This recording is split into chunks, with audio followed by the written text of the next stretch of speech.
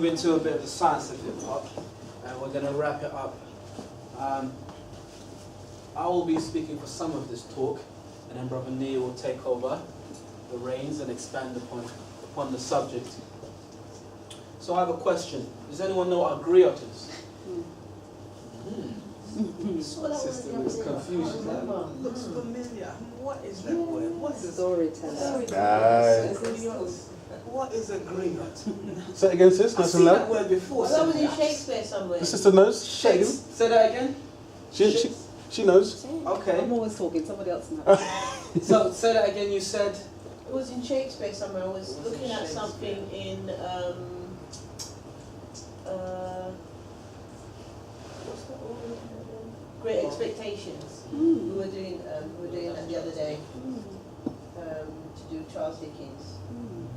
I can't remember what it is. But this word came up. Yeah. Very interesting. And connecting it to Shakespeare, Charles Dickens. Interesting. So what is a griot? It's a storyteller, a messenger. I'm going to go sit down.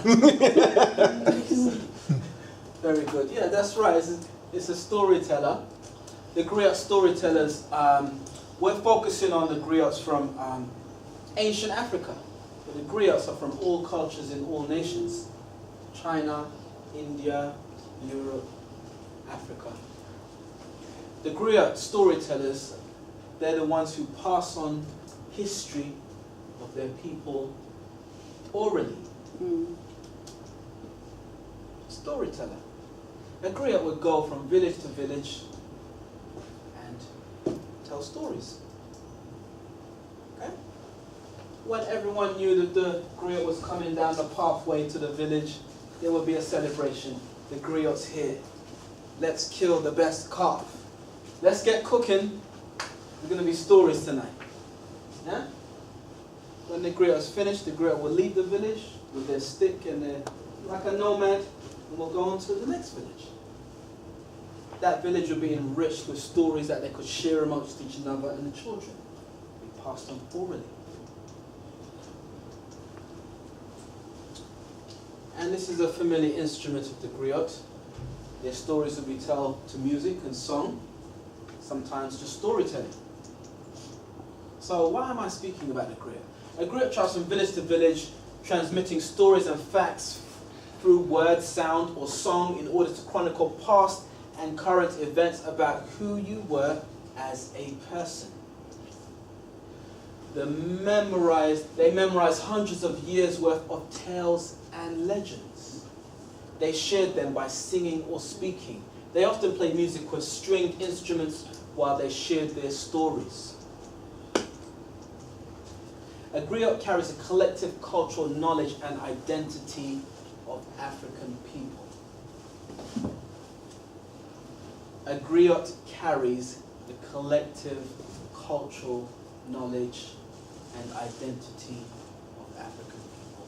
In this context, in another context, it would be Chinese culture, European culture, but they carry the collective cultural knowledge.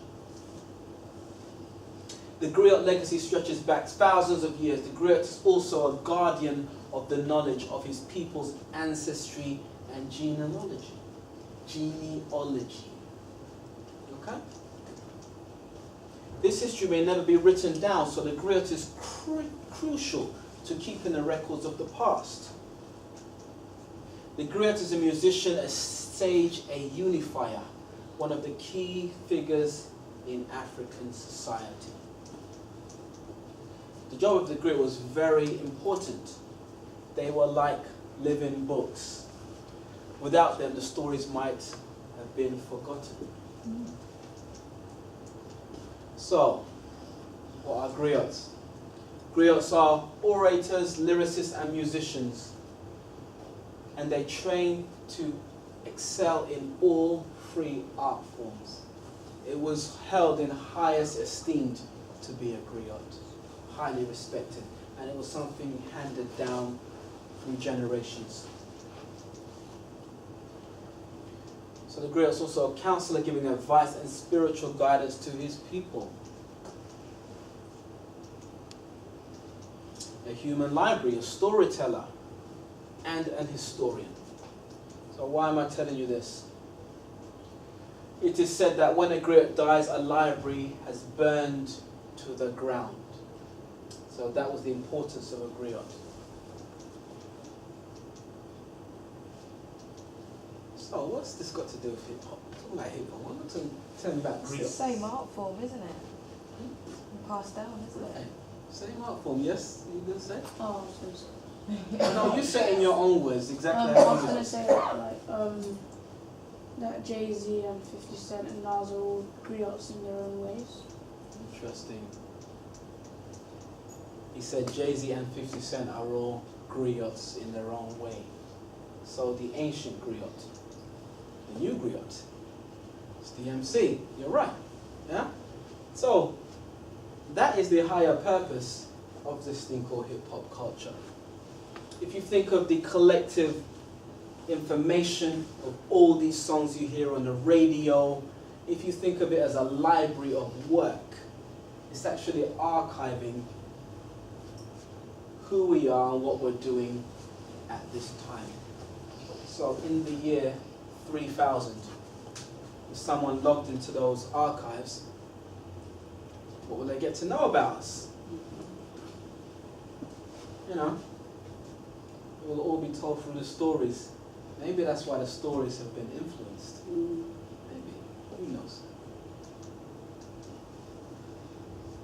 So it's the same thing. That is what the MC is. Yeah?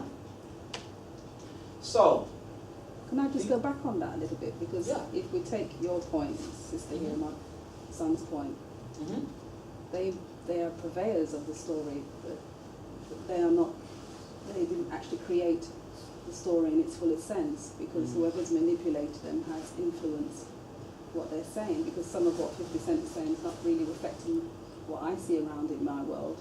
It's some of it, but it's not all of the true story. So if I were looking back how many generations on and say, well, and to try and find out what was going on in our world, our African Caribbean world, or wherever we are, it'll only be telling a part of the story. Part of the story, Or, exactly. and would it be telling you the whole story? That would be my worry. Exactly. Exactly. You're absolutely right.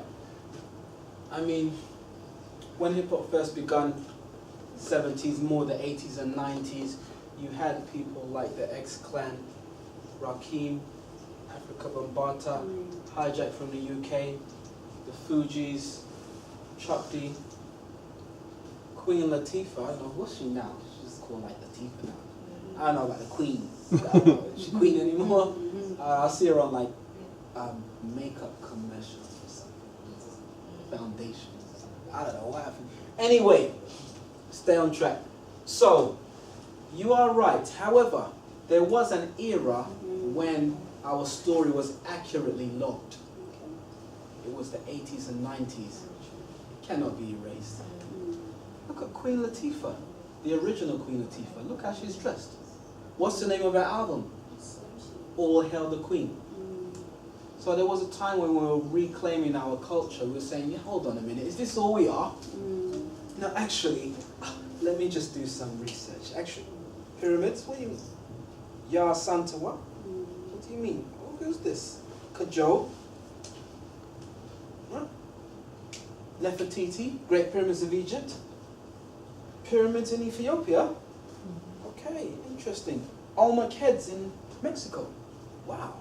This was all being exposed in the 80s and 90s through the music, through KRS-One, through Razkaz, through Paris. MCs were actually being the griot in its purest sense in that era. It has changed now to something else, but it has been logged. If there's such thing as an Akashic records, the records where all the information is stored metaphysically and spiritually, it's been logged. Yeah? So, I'm gonna maybe sum up here. We're just gonna go into the elements of hip-hop. Is everyone alright though? Yeah. Is everyone okay? Are you still engaged? Interesting? Any questions? Any comments? It's quite interesting that you just made that point previously, because Mhm. obviously coming up in that era, the 80s and 90s, like both myself and my partner, having children, Mhm. and obviously seeing how hip-hop has been diluted. At this stage, I mean, there's like, my children won't know about 50 Cent and then these people, because we're still implementing them listening to the African Promaters and the Queen of Tea for those tunes, and just Right. making them aware Yeah. that this is what was being told, this is Yeah. what being told in our time when we were coming up. Do you understand what I'm saying? So, yeah, it's just interesting that you made that point, Yeah. because you know, some people just are not aware of what was being told and how What was being hip hop told. was, you know, kind of portrayed. Definitely. So that's what I mean. I hear you. I'm gonna. And the reason why I make that point is because, as I say, I've got children now coming up, and I just don't want them to kind of listen to the pollution. I just Yeah. want them to understand that, you know, That's our one people aspect, isn't it? had, you know, that continuance, the griot, you know, was kind of there at that stage, Yeah. and that is what I want them to listen to and come up on, Right. and just be kind of clear on it, you know, and then they're fully aware that, you know, there's people out there that are, you know, polluting and diluting hip hop, Yeah. you know, so for them it's very important to kind of have these figures be, you know, stamped in their subconscious. Imprints in their subconscious mind, exactly. I mean, my children don't watch TV really. I've got like Sesame Street, I've got Kirikou and the Sorceress. They're like watching that all the time. Yeah, that's I've in our got, house too. what else have I got? African Tales. Yeah. I've got, you know, and then I've got like, Afro Man. yeah, Afro Man, and then I've got like, you know, kind of Bugs Life and, you know, cartoons and The etc. ones that we've etc. decoded and they're But okay, yeah. Exactly, it's decoded and it's filtered. Yes, Yeah. that's right. So we can do the same with music. yes, you know, no doubt. And just like I remember my dad playing like Curtis Mayfield when I was young, you know, and like Marvin Gaye, what's Yeah. going on, you know, and stuff like that. And, John Holt. That's Huh? right. John Holt. John Yes. Holt. Yeah. Right.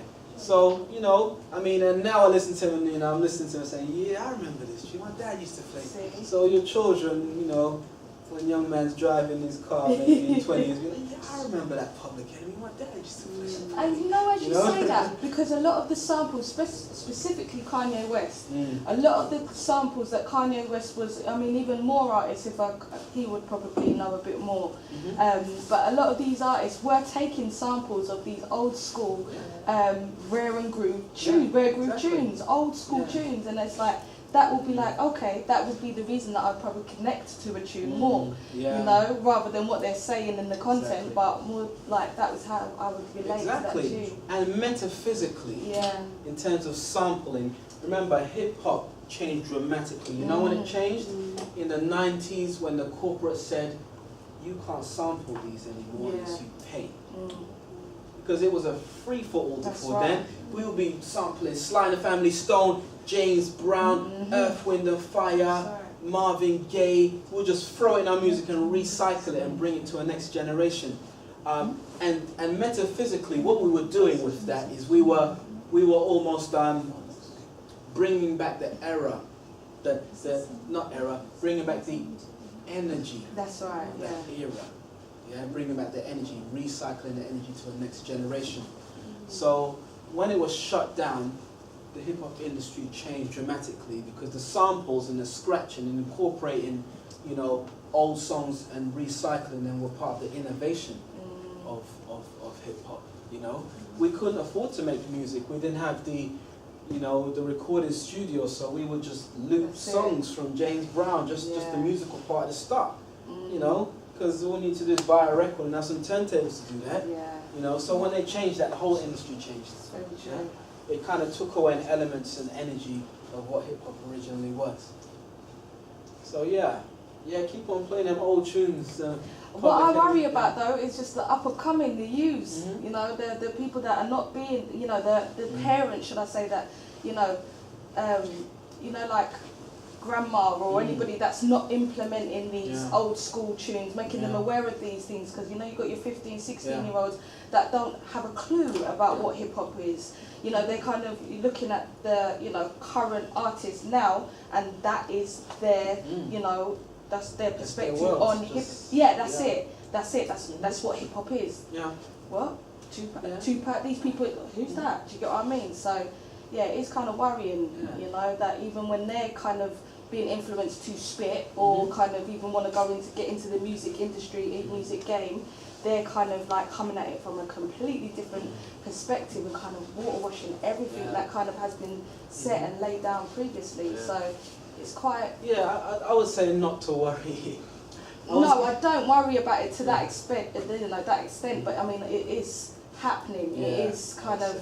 I know you. You know. So I know you. yeah. It's concerning because you can only influence Of your course. children. Of course. So, Well, this is when the parent becomes the griot. Yes. This is when parents need to be That's passing exactly on that story, right. and especially when you're driving in the car and you play music. Very Put true. on some of the old tunes, That's because right. I play Lovers Rock at home. Yeah. And my 6-year-old daughter, she's there singing away when we're on the tube. She's like singing silly games. That's right. How do you know them tunes? There you go. I think my daughter, she had a maths lesson, Yeah. and she's got a black maths teacher Yeah. in her 40s. Okay. And at the end of the lesson, when there's a bit of time, she'll play some old music, some Yeah, old tunes, see? saying, you know, she's trying to show the young people the old Yeah. tunes.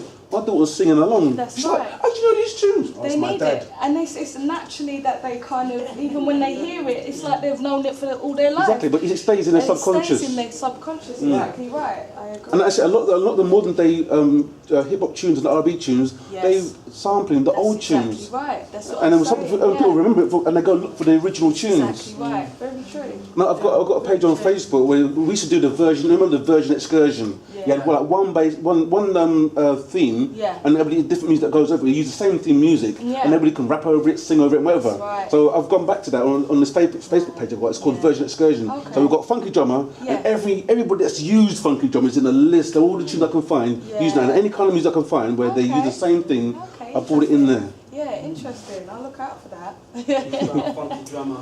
The most sampled tune ever. Yes. Yeah, I hear that. I hear that. Yeah, very relevant point. You know, I would say what you can do is keep on playing it to your children. No, definitely. Trust And me. if their friends come round, We do it. This is Yeah. the thing. We do it. But I mean, I think We're a minority. in general, you know, like as Yeah. a society, I Yeah. think that big mama, influence is lost. Do you Yeah, understand what I'm I hear saying? that. I agree. I mean, what you with can that. do, play it to your children. When your children's friends come round, you can play some more. That's right. When your children grow up, they'll say, "Have you heard this tune?" Yeah. Or, you know, when they're in teens, they'll be, "Oh my God, you ain't heard Public Enemy," you know. So it will, Yeah. you know, Eventually. Yeah, it's do what true. you can. Yeah. And good old YouTube has got the videos, and All day, it's got yeah. people who do the same thing. They've got a list of 80s, 70s tunes. Yeah, you'll be surprised what you can find on YouTube. Absolutely. Definitely. You choose the one. But anyway, let me just, I'm going to shift into the elements of hip hop now, and then we're going to complete this lecture. Okay? So, the statement hip hop began in ancient Africa. The roots of hip hop are found in West Africa, the Caribbean, and African American music. The griot stems from all cultures on all continents. So, hip hop, a product of ghetto deprivation and resourcefulness, rap is deeply rooted with Caribbean and ancient African culture. You know, going way back to the old school MC in Jamaica with the microphone and the big speaker box. Yeah? Mm-hmm. Granddad. Yeah? Okay, and the vinyl. You know, and you know, it was all about the sound system. Who still plays vinyl now? I still got mine. Yeah, we've still got vinyl. Yeah? Still got vinyl. There's rumours it was coming back. Studio One and that. Yeah. And the blues dance, of course. Yeah. So Mm-hmm. these are, keep in mind, the originator, the founding father of hip hop, Africa Bambaataa and Cool DJ Herc. Cool DJ Herc was from Jamaica. Mm. So he brought this to New York. He brought sound system and DJing to New York. But New York wasn't really into reggae. So they made their own thing. That's how hip hop began. That's the origins of hip hop. So inner city youth who couldn't afford musical instruments tapped into the resources of course, the griot, MC, storyteller. But in Jamaica they call it toasting. Yeah. Right. The bass drum or ghetto blaster. That's for vibration. That's what we thrive on, vibration. Yeah, the low vibes, sounds. the bass line, that's our frequency. Yep. They're taking out the bass line out of a lot of the tunes now as well. Taking it out, the advent of CDs as well, that's changed the sound frequency Without a doubt. dramatically. We've got equalizers, so we can put it back in again. Yeah, it's true. V shape. It's true. EQ it all up. Don't use the default settings. Just settings. Bass, full. Yes. You know, I do mine in a V. Yeah. Okay, so the scribe or graffiti artists. We're still scribing, yeah, just like we used to do way back in the day, a couple thousand years ago. You know, keep in mind, archaeologists have to decipher the hieroglyphs. Yeah, they're like, okay, we don't understand this language. We're gonna have to decipher this information. They're leaving a message. Some of it's straightforward, you know. Some of it. Yeah. But think of a graffiti art. I'm not talking about vandalism, you know, scratching up buses with a coin or, you know, scribbling something on the wall. I'm talking about graffiti art, yeah? So the next time you're walking past a wall and you see a decent piece of graffiti art with beautiful colours and skill, just stop and look at it. Especially It the murals inside the buildings. Murals, They're exactly. given permission to do so. Right. So take a look. If it's got lettering in it, take a look. It may take you a while to decipher it. Yeah? Because it's a code. It's a language. Okay? What letter is that? You can see it's an S. It's not a conventional S, is it? You know, so we're still writing on walls. It was just reborn again. Yeah?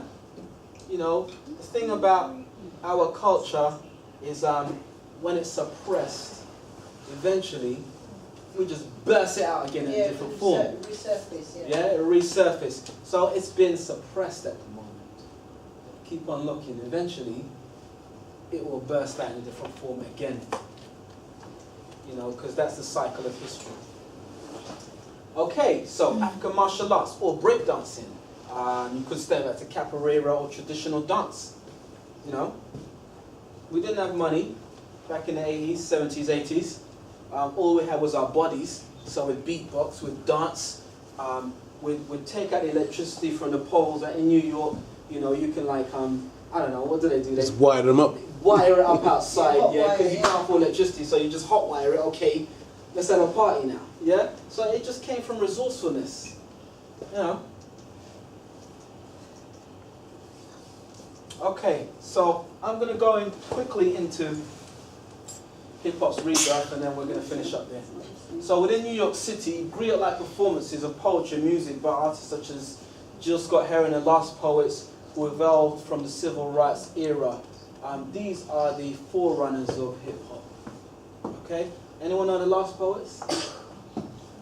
They would speak poetry over drum. Yeah. You might have heard of one. It's in like a lot of TV commercials. The revolution will not be televised. It's one of the most famous songs. Yeah. Okay. So block party spread via the substantial Jamaican immigrant community in New York. Hip hop originated in the Bronx by a Jamaican named Cool DJ Herc. He's still around, and that's how he looks now. But he was the one that brought the sound systems to the streets of New York. But as I said, they went into dub and reggae, so they started playing James Brown and, you know, Marvin Gaye instead of reggae. Today, an activist, Cool DJ Herc is now titled the Godfather of Hip Hop. Herc's style of DJing involved reciting rhymes over instrumentals at house and block parties. So quite famous for that. Okay. So it all started in the summer of 1973 in New York City when DJ Kool Herc began DJing outdoors in the parks of the South Bronx. He incorporated his Jamaican style of DJing, which involved reciting freestyle rhymes over dub versions of his reggae records. 1973. Yeah. Most people say that hip hop kind of came into fruition around 78, 79, but way before. Well before. Yeah, It was that's in his right. infancy that time then, isn't it?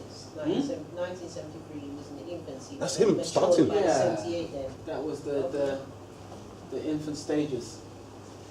So unfortunately, New Yorkers weren't into reggae at the time, so Kool Herc adapted his style of chanting over funk, such as James Brown. Mm-hmm. So we've got two elements to hip hop and their originators. The other element is the mighty Afrika Bambaataa. So it spread along with Kool Herc, Afrika Bambaataa, and Grandmaster Flash is the third element. Beginning to pump this new sound. They primarily begun DJing in the parks of the Bronx, but begun to expand to Queens and Brooklyn. So these are the three founding fathers, the three godfathers of hip hop.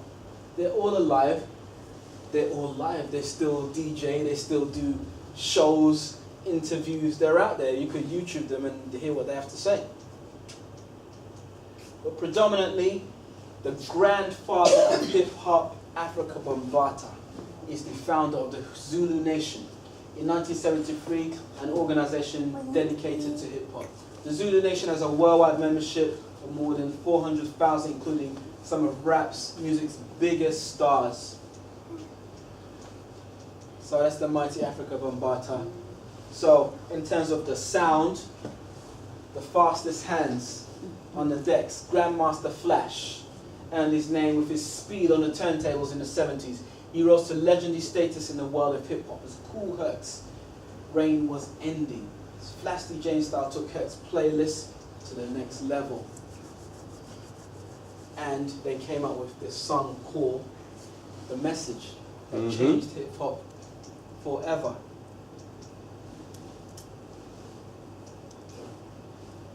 And I think I'm going to leave it there, and I'm going to leave it with any questions anyone has on anything we've spoken about. Well, thank you very much for the presentation. Thank you.